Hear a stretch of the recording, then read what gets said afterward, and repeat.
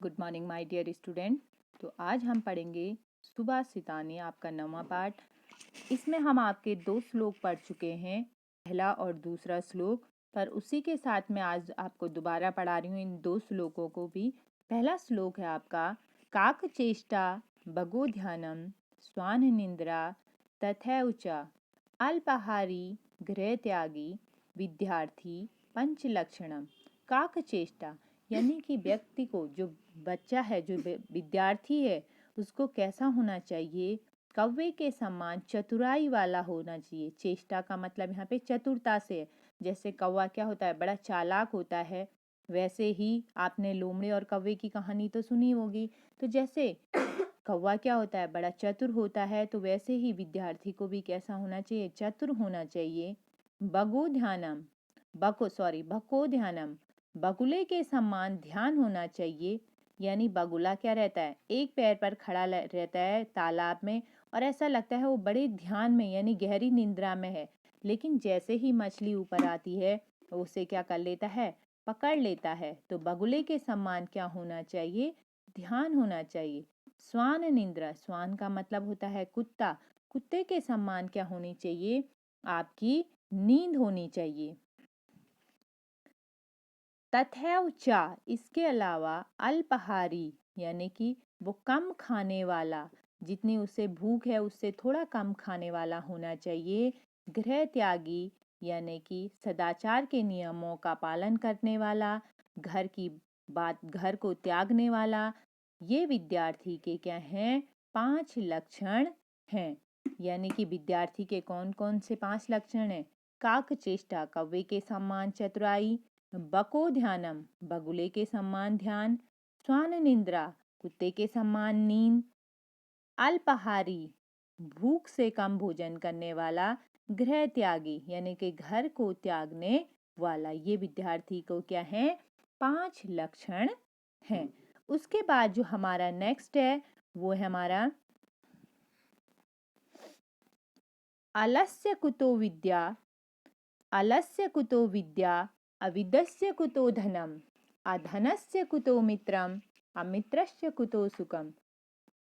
अलस्य कुतो विद्या, आलसी व्यक्ति को विद्या की प्राप्ति नहीं होती। यानी कि जो व्यक्ति आलसी होता है उसको विद्या कहाँ? कुतो मीन्स होता है कहाँ? अविद्यस्य कुतो धनम, और जिसके पास विद्या नहीं उसके पास क्या नहीं है? धन कहाँ? जिसके पास विद्या नहीं तो उसके पास धन कहाँ? अधनस्य कुतो मित्रम, और जिस व्यक्ति के पास धन की कमी यानी जो निर्धन है उसके पास मित्र कहाँ? अमित्रस्य कुतो सुखम, और जिसके पास मित्र नहीं है उसके पास जीवन का कोई सुख नहीं है। यानी कि आलसी व्यक्ति को विद्या की प्राप्ति नहीं होती, और जब विद्या की प्राप्ति नहीं होगी तो धन की भी प्राप्ति नहीं होगी।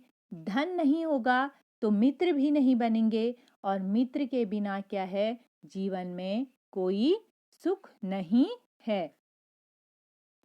उद्यमेन हि सिद्ध्यन्ति कार्याणि न मनोरथे, न हि सुप्तस्य सिंहस्य परविशन्ति मुखे मृग।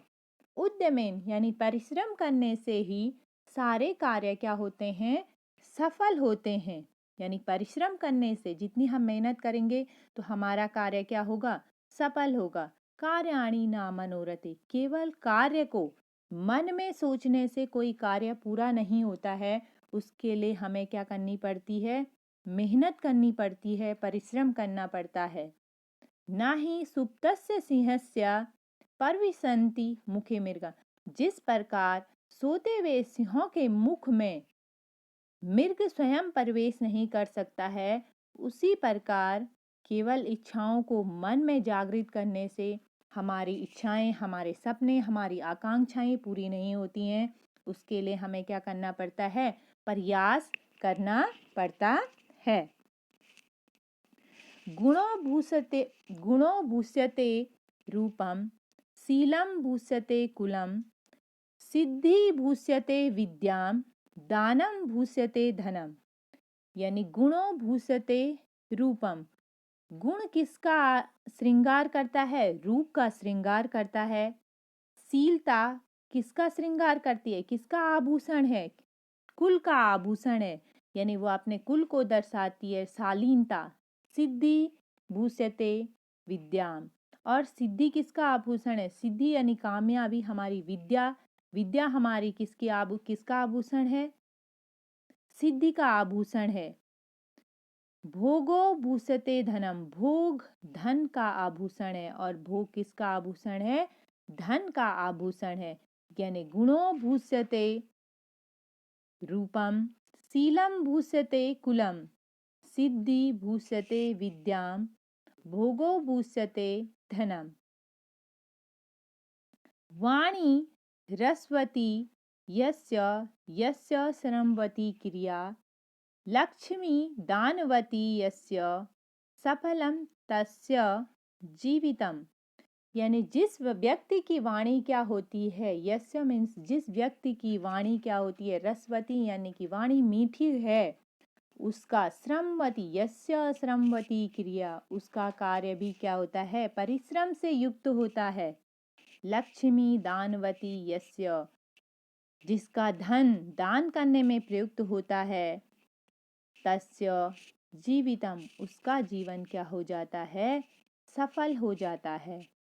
वाणी रसवती यस्य यस्य श्रमवती क्रिया, लक्ष्मी दानवती यस्य सफलम तस्य जीवितम।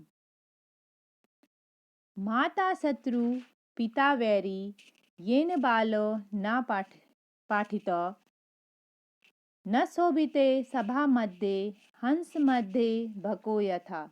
माता शत्रु, उन बालकों की माता क्या है? शत्रु है। और पिता क्या है? वैरी हैं, जो दुश्मन, जो अपने बच्चों को नहीं पढ़ाते हैं, जो अपने बालकों को नहीं पढ़ाते हैं, ऐसी माताएं क्या हैं? शत्रु हैं। और पिता क्या हैं? बैरी हैं। क्योंकि न शोभिते, नहीं शोभायमान होते हैं, सभा के मध्य, सभा के बीच में, हंस मध्य बको यथा, जिस प्रकार सभा के बीच में यानी हंसों के बीच में क्या नहीं होते? बगुला शोभायमान नहीं होता है, उसी प्रकार विद्वानों में की सभा में ये लोग क्या नहीं होते हैं? शोभायमान नहीं होते हैं, जो अपने बच्चों को नहीं पढ़ाते हैं। तो इसी के साथ हमारा सुभाषितानी वाला पाठ क्या हो गया? समाप्त होता है। आपको इसके शब्दार्थ अपनी कॉपी में करने हैं, और बाकी का मैं आपको आपकी बुक फिल करके भेज दूंगी। Okay, thank you class.